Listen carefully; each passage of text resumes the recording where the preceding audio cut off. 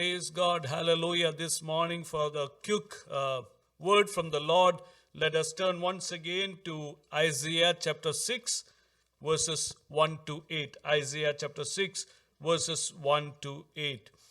And as we listen to the word of God, I want to recognize the presence of all of us here in the sanctuary and those who have joined us over Zoom and also YouTube and Facebook. All of you, may God bless you.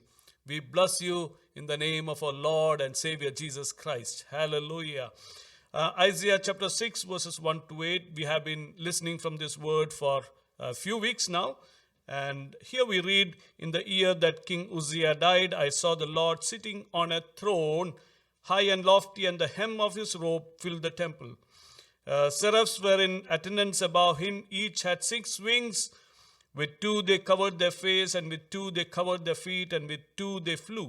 And one called to another and said, Holy, holy, holy is the Lord of hosts. The whole earth is full of his glory. The pivots on the threshold shook at the voices of those who called, and the house filled with smoke. And I said, Woe is me! I am lost, for I am a man of unclean lips. And I live among people of unclean lips. Yet my eyes have seen the King, the Lord of hosts. Then one of the seraphs flew to me, holding a live coal that had been taken from the altar with a pair of tongs. The seraphs touched my mouth with it and said, Now that this has touched your lips, your guilt has departed and your sin is blotted out. Then I heard the voice of the Lord saying, Whom shall I send? And who will go for us? And I said, Here am I, send me. Shall we read that in Malayalam?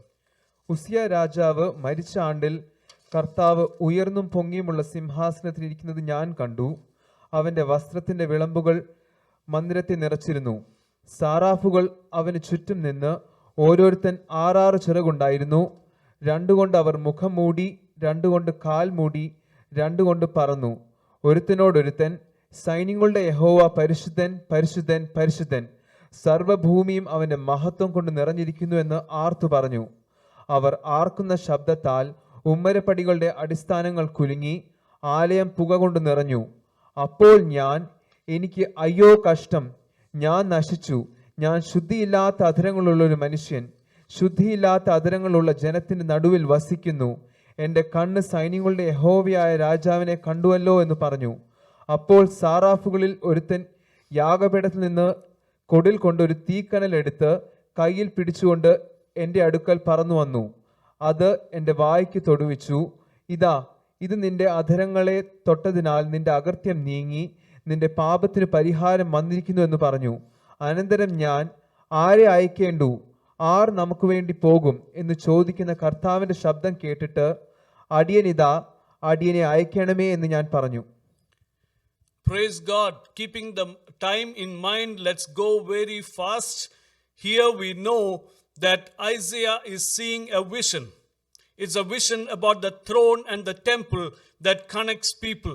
And this morning we are going to focus on being thankful for the vision that God gives us. Hallelujah. We know that King Uzziah died, and we read that last week from 2 Chronicles chapter 26 verse 21, where we know that he died of leprosy because of his sin. He was a good king. He started as a person who was doing right in the sight of God, but eventually when he failed, he was moved, dethroned from the throne. Yes, he was secluded. He died. And it is in this hopeless situation that Isaiah looks for a king who could represent God, who could lead. When he saw that the people who were representing God was failing, in midst of that, he saw this King of Kings and the invisible God coming and reigning. Hallelujah. In our life, when we see that the structures of this world, I just am afraid of the time this morning. Right? The structures of this world, every structure that is there, when you have a president, a premier, a prime minister, all those structures of the society, the structures in the church, when the structures of the society, structures in the church, structures wherever, when they fail, remember that God of the structure is still reigning and he is in control of our life. Hallelujah. He is a God who loves us. He is a God who is in control. And Isaiah saw that vision and his hopelessness was taken away. And a change, a shift happened. So this morning, let's pray, Lord, give me that vision. The first thing that we pray is, Lord, give me that vision. And we are thankful for that vision. What is that vision? Jesus said, pray like this, our Heavenly Father. That is a relationship. Hallelujah. When people of this world fail to love us, when people of this world fail to relate with us, remember that this Heavenly Father stands with you. Hallelujah. If you are going through fatherless situation, if you are going through bad parenting, remember that our Father in heaven is not a bad parent. He is a parent who loves us. He is a parent who cares for us. That Heavenly Father indicates on one hand that He is far above. He is transcendent, but He is a Father, an imminent person right in midst of us. How many of us have enjoyed the presence of parents? I love to be with my parents, When parents are around, though they are elderly, they are in their 80s, but when they are there, you are comfortable.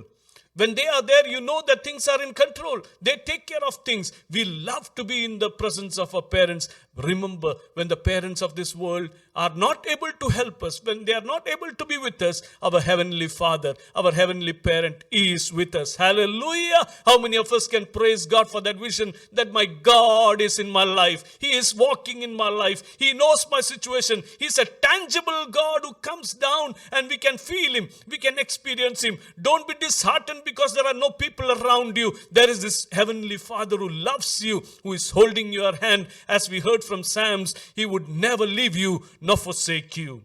Hallelujah. Let's be thankful. As the nation celebrates thankfulness, let us be thankful to God for this vision. What happens when this vision comes? Until Isaiah saw the vision, he was saying, woe are you, woe are you. Right? In chapter 5, we see 6 times, we spoke about that. We discussed this a couple of weeks ago. 6 times he says, woe unto you, you are sinner, you are that, you are this. But the moment he had that vision of God, the perspective changed. He said, woe unto me. Hallelujah. This morning, at this time, all of us need that vision that would transform our perspective. Our vision, a clear vision of God who is ruling and controlling our life. A clear vision of who I am. I am a sinner.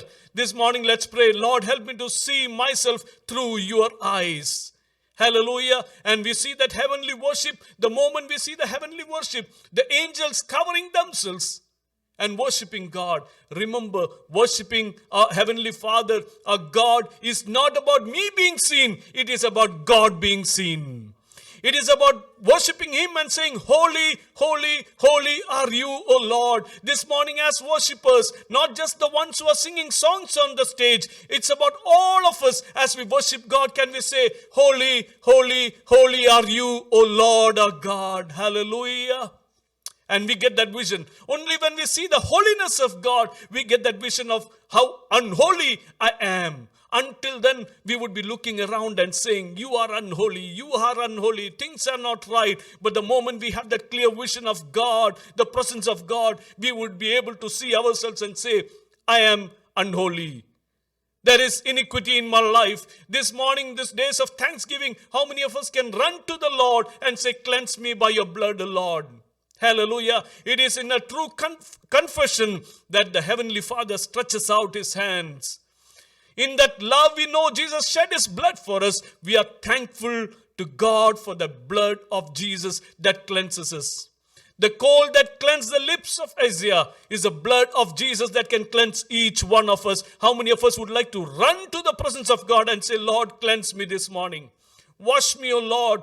Let's not look around and say, this is wrong, that is wrong, they are not good. Let us look into our life and say, Lord, I need a cleansing.